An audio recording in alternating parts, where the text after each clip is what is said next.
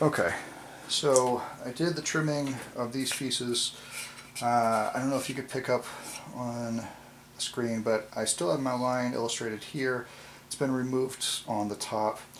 I was using those as references. I was still cutting outside of this line and this line just to make sure that I could really fine-tune this to where it's at.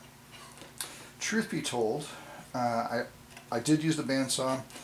I did use the edge sander, as I talked about, or the belt sander, but it was coming in a little bit uneven, so it was kind of rocking, and I had to trim up a little bit on the bottom of both sides. So I did that with the block plane, and I've cleaned these things up. I want to make this as flat as I possibly can. The fit of here is important. Let me rephrase that like somebody with a with a third grade education. The fit of this is important only from this view here. I want to make sure that there is a minimal gap in those areas, but orientation of this reading all the way across is much more important to me than what it looks like on the inside. So looking at the top here, there's a little bit of gap on the inside of the drawer front, which I don't care about because it's never going to be seen. So as this drawer comes in and out, you're never going to notice anything except for how it closes and what it looks like when it's seated. And so that's the only thing I'm worried about. It's always a good idea to save this step for the last when everything is glued up. I'm just trying to rush through this in a safe way to show you the steps.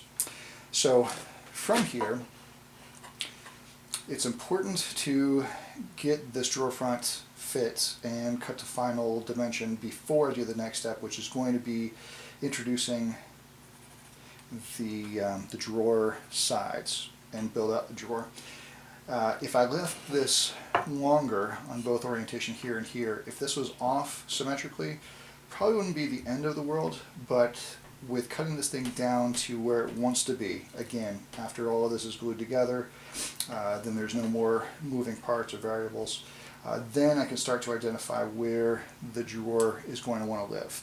Keeping in mind, I'm going to want to have a gap between this little interior apron and where the drawer front is. So I don't want the side wall of the drawer to make contact with this. That gap is going to be bridged with a little runner, which I have, if I can find an image of it from an earlier project, then that'll be helpful. Okay, so at this point I'm ready to take this to the router table to start cutting in for the drawers.